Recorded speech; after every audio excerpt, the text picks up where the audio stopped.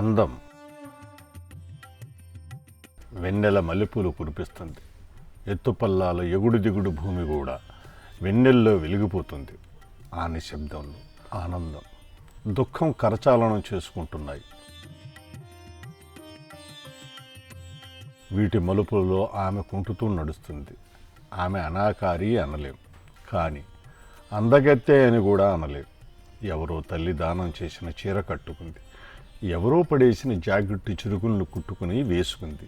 గురజాడ నాటకం కన్యాశుల్కంలో బుచ్చమ్మలాగా ఆమె కూడా తలకు చమురు రాసుకోదు.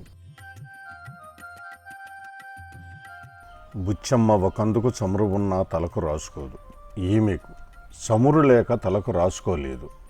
నిజానికి ఈమెకు తల దువ్వుకోవడానికి దువ్వెన కూడా లేదు. కుళాయి నీళ్ళనే తలకు రాసుకొని ముడి వేసుకుంటుంది. ఆమెను ఎప్పుడో ఎవరో కనేసి ఎక్కడో పడేశారు. దిక్కులేని మొక్కలాగా పెరిగింది. దిక్కులేని వారికి దేవుడే దిక్కని అంటారు, కానీ ఆమెను ఎప్పుడూ దేవుడు కూడా పట్టించుకున్నట్టు లేదు. ఆకలి వేసినప్పుడు 2 వీధుల్లో బిచ్చమెత్తుకుంటే అంత అన్నం దొరుకుతుంది, పూట గడిచిపోతుంది.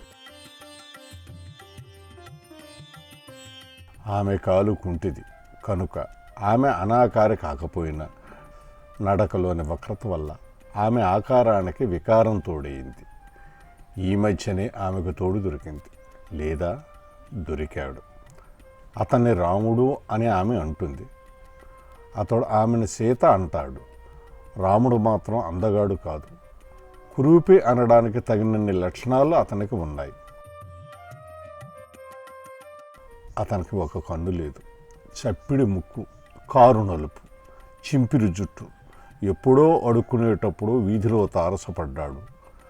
పలకరింతలతో పరిచయం పెరిగింది. అనాథలకు అనుబంధం పెరిగింది, సంబంధం కుదిరింది. ఆకాశమంత పందిరి కాకపోయినా ఆకాశమే పందిరిగా, భూదేవి అరుగుగా వాళ్ళు ఒకటయ్యారు. అధికారికంగా కాకుండా ప్రకృతి సాక్షిగా ఆమె అతనికి అర్థాంగి అయ్యింది. మనసులతో పాటు అడుక్కొచ్చింది కూడా పంచుకుని కొంతకాలం అన్యోన్యంగానే గడిపారు. క్రమంగా అతనిలో అసూయ పెరిగింది. తోటి బిచ్చగాళ్లతో సీత పలకరింపుగా మాట్లాడిన రాముడు భరించలేకపోయాడు. సీతకు ఇది కొత్త అనుభవం. ప్రపంచంలో రాకున్నా కనీసం బిచ్చగాళ్ల సంఘంలోనైనా సోషలిజం ఉందని నమ్మేది సీత. కొద్ది కాలం అలా గడిచాయి. ఆ తర్వాత మొదలైంది. రాముడు సీత అడుక్కొని దాచుకున్న డబ్బులు బలవంతంగా లాక్కునేవాడు, ఎదిరిస్తే కొట్టేవాడు, తన్నేవాడు. తాగి వచ్చి సీతను స్పృహ తప్పేటట్టుగా కొట్టేవాడు. ఆ మురికి కాలువ పక్కనే వేసుకున్న గుడిసెలు అప్పుడప్పుడు నీరసంగా నిస్సహాయంగా దిక్కులు చూస్తూ గడిపేది సీత. ఆమె పెదవులపై నవ్వు ఎప్పుడూ పోయలేదు, అట్లా అని దుఃఖము లేదు. శూన్యానికి ఏదో అదనంగా శూన్యం వచ్చి చేరుతున్నట్లు అనిపించింది. ఆ వెన్నెల్లో మలుపులు తిరుగుతూ తన జీవితంలో రాబోతున్న మలుపులను గురించి ఆలోచించింది సీత. ఎట్లాంటి పర్యవసానం ఎదుర్కోవడానికైనా సిద్ధపడింది. గుండె రాయి చేసుకుంది. తన గుడిసెకు కొంత దూరంలో మూలుగుతూ పడుకున్న అతని దగ్గరికి వెళ్ళింది. అతని పేరు గోవిందు. బిచ్చగాళ్లకు పేరు భగవంతుడే పెడతాడు అనుకుంటాను.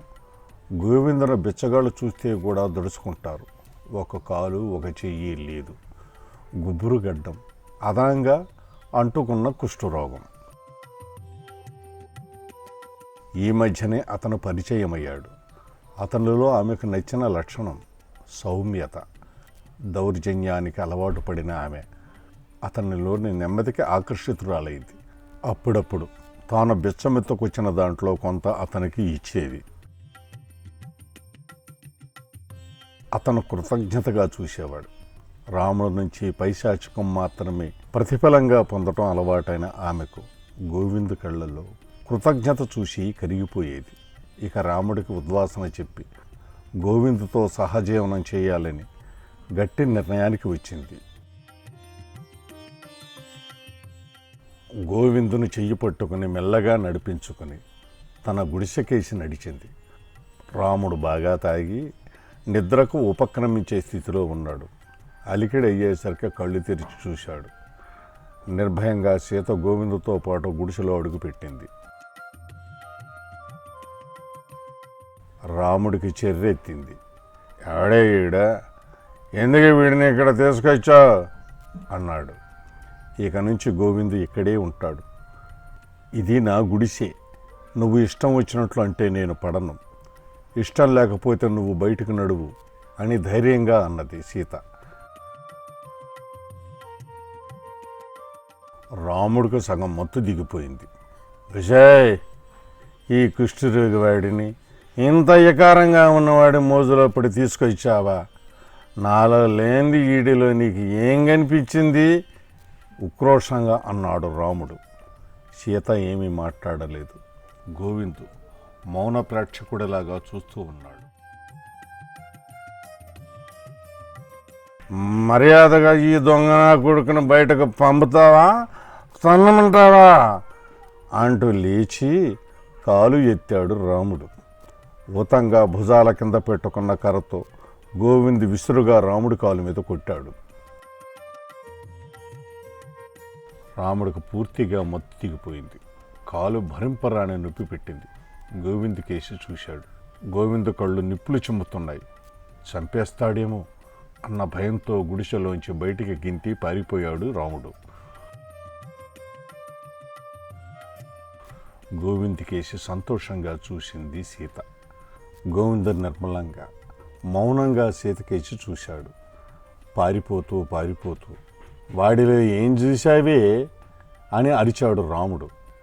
తను గోవిందులో ఏ అందం చూసిందో చెప్పడానికి వీలు పడక గోవిందు కళ్ళల్లో వెతుకుతూ ఉండిపోయింది సీత.